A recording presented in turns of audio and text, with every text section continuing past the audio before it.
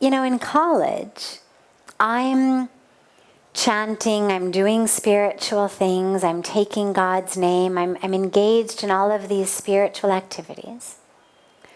But I have friends who are engaged in no spiritual activities at all. They're just doing good academics.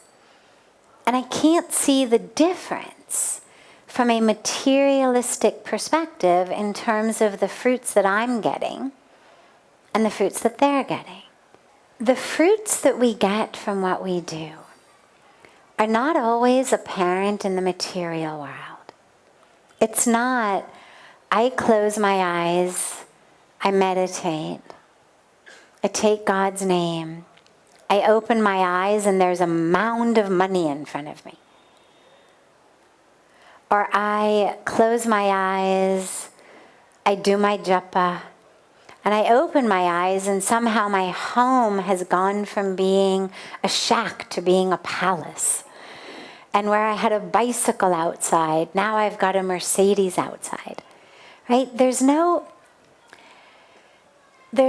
teaching, there's no aspect of our teaching that says take God's name, pray, chant, meditate, and you'll have a really expensive car, or you'll have a fancy home, or you're going to get straight A's on your exams. There's nothing like that. What it says is, take God's name, do your meditation, do your chanting, be a spiritual person, and your life will be peaceful. Your life will be joyful. Your life will be meaningful. That's the bottom line. It's not about chant a mantra and you will get, a magic wand to get whatever you want, or a genie in a bottle and you get 3 wishes. Spirituality is not about manifesting material things. It's about actually understanding the whole point of why we are here on planet Earth. If somebody is dedicated simply to their academic work, and they put a lot of time and energy into it, and unme thoda sa dam bhi ho, then naturally they're going to end up with good grades in school, whether they're spiritual people or not spiritual people. If somebody is focused only on making money, that's their only goal, morning to night, all they do is figure out ways to make money. Honest ways, dishonest ways, harmful ways, non-harmful ways, whatever they possibly can do. Earn it, steal it, counterfeit it, whatever they need to do. They are prepared to do it. Well, chances are, eventually, that person's going to end up with money. Because if you put that much time and energy into something, it's very likely to bear some kind of fruit for you. But then what do you have? So you've got good grades, or so you've got a lot of money, but then what? These things don't bring happiness in life. And I say this to you as someone who was a straight A student, so I know exactly what I'm talking about. Don't let yourself think, चलो उनको पता नहीं है कि क्या होता है. मुझे अच्छी तरह से पता है.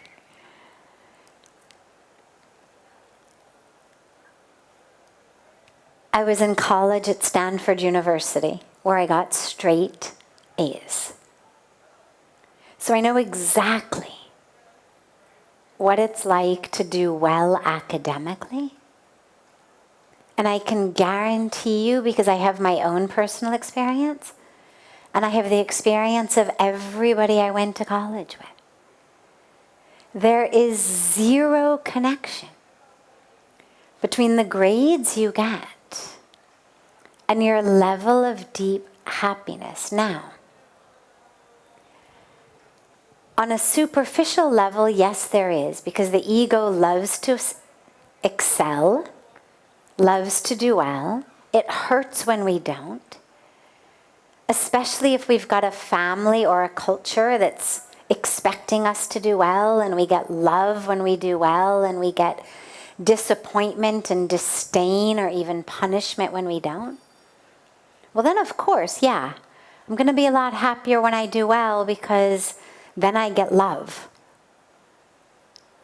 But it's not the actual act of doing well that's making me happy, it's the love that's making me happy. If I got just as much love every time I failed an exam as I did every time I got an A, you wouldn't have students committing suicide.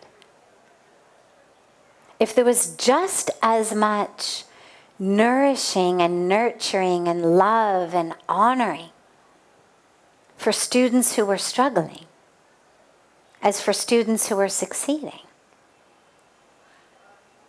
we would be able to prevent our beautiful youth from jumping from the 8th floor of their hostel. So on a core level, grades don't bring happiness. Money doesn't bring happiness. Success on that level doesn't bring happiness. Spirituality is that which brings happiness. So if you're measuring only on a materialistic level, then yeah, you're not going to necessarily see any big difference. You get good grades if you study, they get good grades if they study, end of the day. But if you look at a situation where you all study really hard for an exam, but the teacher, for whatever reason, asks questions on the exam that no one prepared for. Maybe galti se, or maybe she was purposely trying to be really mean. Who knows? But at the end of the day, everybody fails. Now, your spiritual connection is going to keep you much more anchored and grounded and stable. Whereas other people may say, oh my God, I can't believe it. They're furious, they're angry. They go out and get drunk. They beat something, they do something, they smash up a car. Spirituality keeps us anchored and grounded. Because we know who we are. We know I'm not my grades. And so as you move through your life, you need to start looking at things not from the material way. If you're looking to measure fruits of karma, don't look for, I do my chanting, therefore I should be the top student in the class. Therefore, God should give me an A on an exam that I didn't even study for. It's not how it works. I do my chanting. And so who I am, the very temple of me, is being built brick by brick by brick. With my sanskaras, with my impressions, with my culture, with my spiritual connection. And it's a very strong temple that's being built, so that later in life, when earthquakes come and storms come, that temple of you that has been built with these strong bricks of divine connection, of spiritual practice, it stays strong. Things that are built without that collapse when there's a storm, trouble, turbulence in life. So measure how people are dealing with difficulty. How do they deal with struggle? How do they deal with loss? What's their idea of a good time? Do they need some kind of chemical substance to enjoy themselves? Right? We see this a lot in college. People who, in order to have a good time, need to chemically alter their brains. Well, that means that they're not actually happy.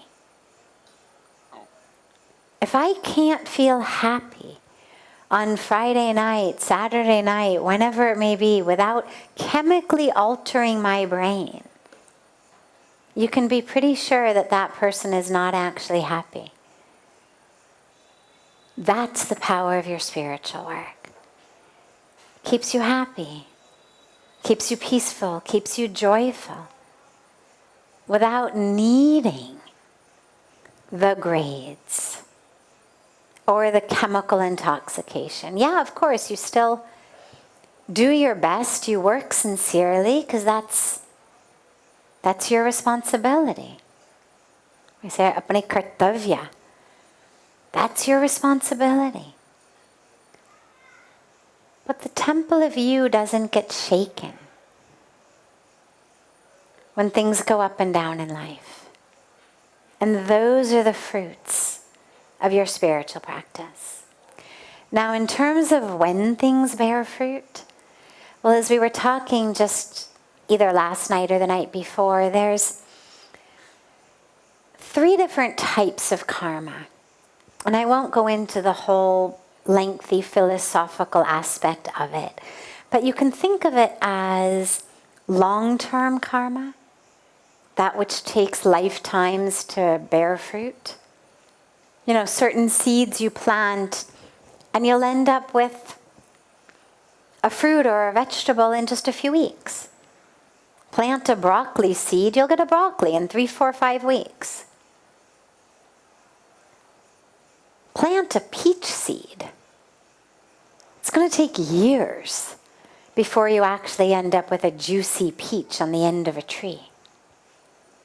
So in the same way, different karmic seeds take different amounts of time to blossom and to give fruit. Some take lifetimes. Some bear fruit in this very lifetime. Some bear fruit immediately. So where we are in every moment is a mix, a beautiful woven tapestry of all of the different karmas from our past. All of the long-term karmas, all of the medium-term karmas, and all of the immediate karmas. So they're all constantly bearing fruit. Sometimes they bear fruit a couple of times. Study really hard for an exam. Well, it can bear fruit tomorrow morning by getting you an A. But it also can bear fruit 3 years from now, when because your grades were so good, you get the job you wanted. And then because you got the job you wanted, right, it can keep bearing fruit. So it's also not that each karmic action only bears fruit once. Some of them keep bearing fruit. But don't worry about that. You don't need to put up some kind of, calendar thing on your wall of what's bearing fruit when, like you're a gardener, because we don't actually know. I mean, some of it we know. If I take this glass of water and I pour some of it on me, well, the action of pouring it gave me an immediate result. Now my clothes are wet. I knew that was going to happen. Could have told you that. But most of the karmas that we do, we don't actually know when they're going to bear fruit. And so don't worry about that. Just know that they will bear fruit. If not today, if not tomorrow, sometime in the future. But it's going to bear fruit for sure. And that's the most important thing. Okay? Beautiful. You're on a right track. And beautiful for being at this young stage of life and having these questions.